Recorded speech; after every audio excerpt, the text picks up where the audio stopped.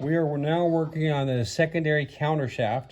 We have a repair manual for it. I opted not to do that when I replaced that cylinder. It probably would have been a lot easier if I did. We're on the page that says removing sheave, sprocket, and left-hand bearing. It's on page 140-15-2. This would be a lot easier. Already did the first step, pulling that belt to loosen it up. This sheave here is a two-part. It says wedge it. We pull down that, it loosened it up. I'm gonna put that bolt in there to keep it spread open. Then we have a bolt up there we need to take off. It is a 1/2 inch. Takes a 1/2 inch wrench to take that off. And we're going to not take the nut quite all the way off. And we're going to use a hammer to hammer that bolt out of that. Maybe.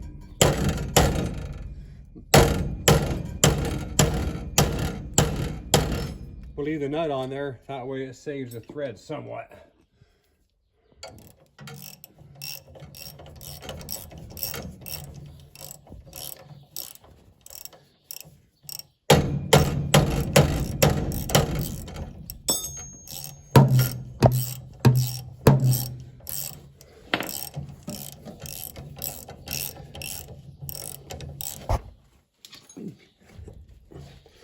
Let's get our light back up there.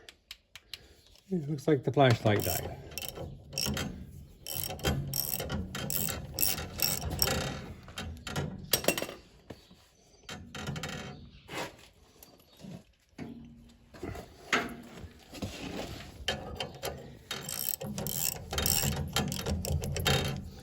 And the way I'm doing this is a really good way to ruin those threads on that bolt.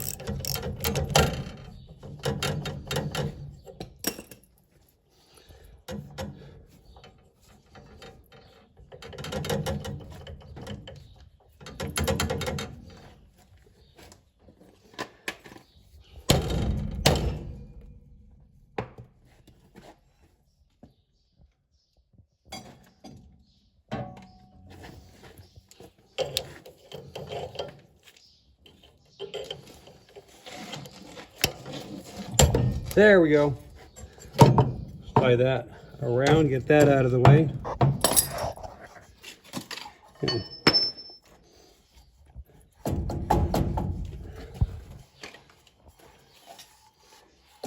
We'll take that belt off.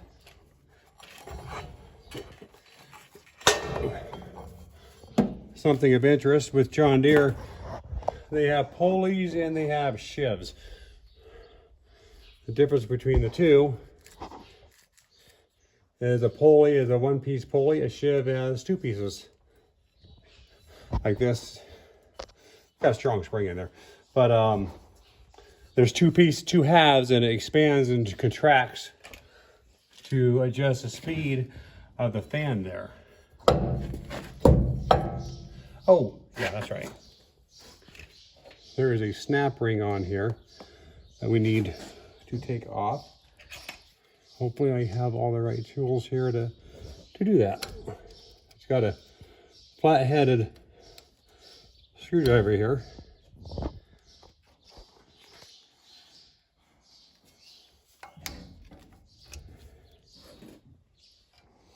I should have grabbed two of them.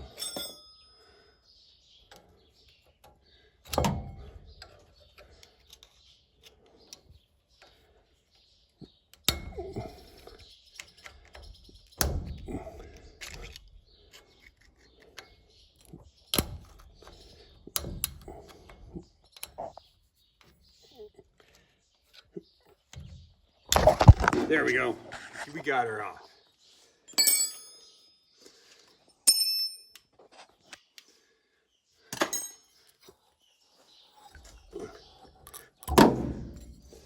Take that off, put that to the side.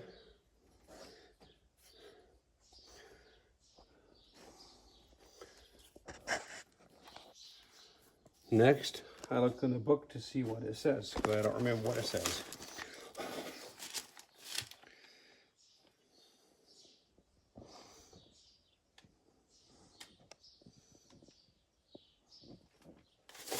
According to that, I should just pull right off.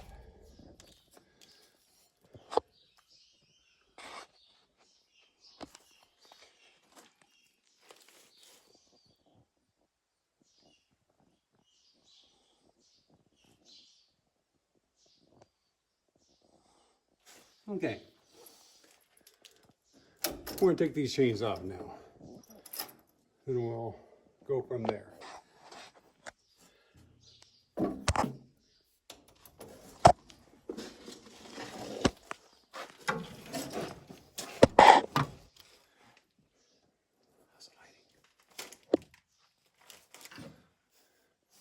There is a connecting link here.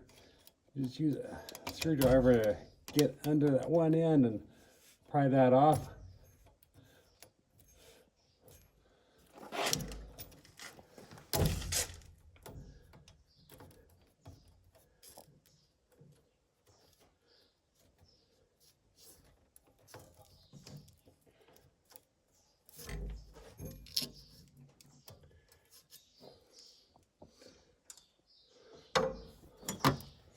Got a little spring clip there, and then there's a flat piece here. Get your screwdriver under there.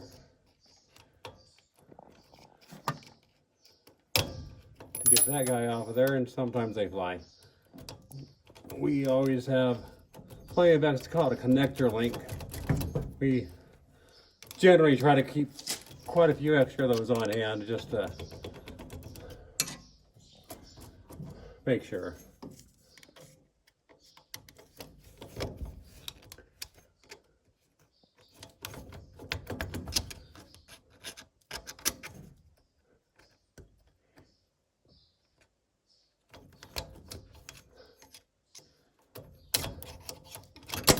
There we go. Okay.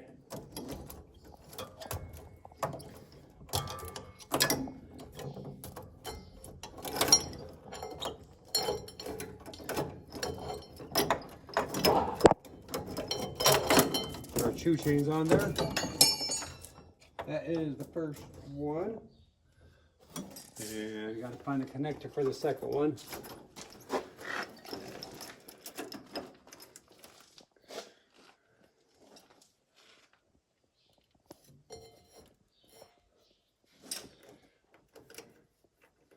And I am not seeing it. Another option, we can loosen the idler. If I can find my wrench.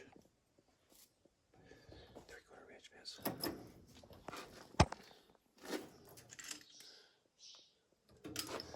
The 3/4 inch end wrench. We got a few tools laying around here, and of course that's the one I can't find. And it's an old Montgomery Ward wrench. Powercraft.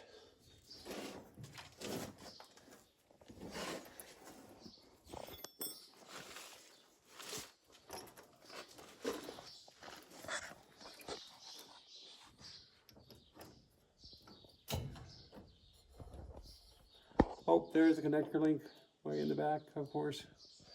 Okay, get my screwdriver.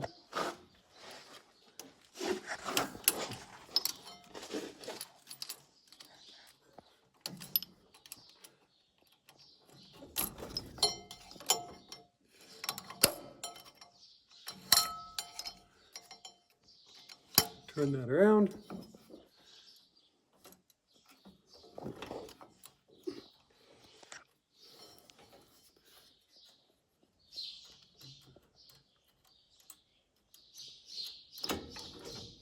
With this thing here, you got to hold your mouth just right to get that thing off. See?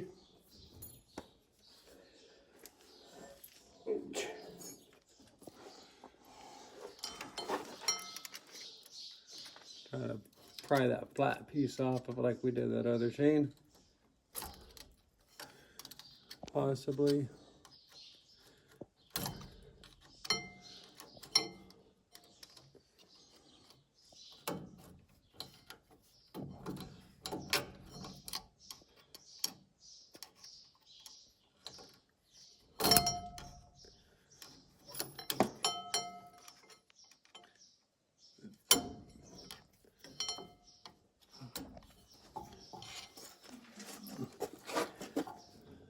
get that link out of there. Got the other two pieces off.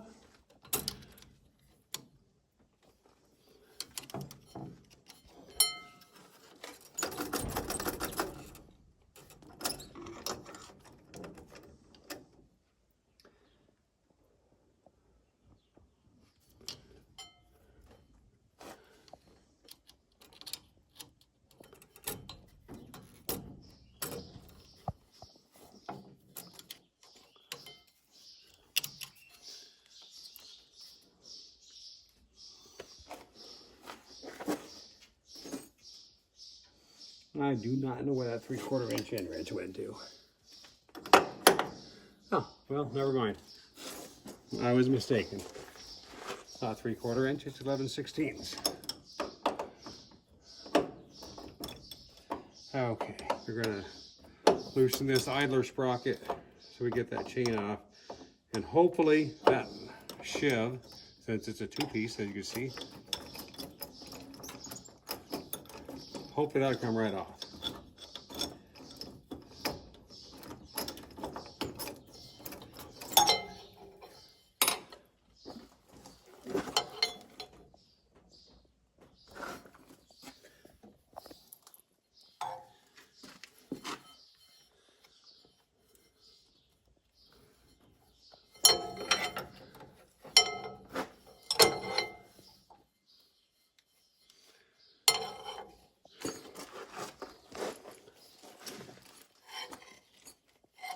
This combine is built in the early 80s, and as far as I know, that bearing's never been replaced. We've had this combine since the late 80s. So that sheave is stuck on there pretty tight. It's not budging at all.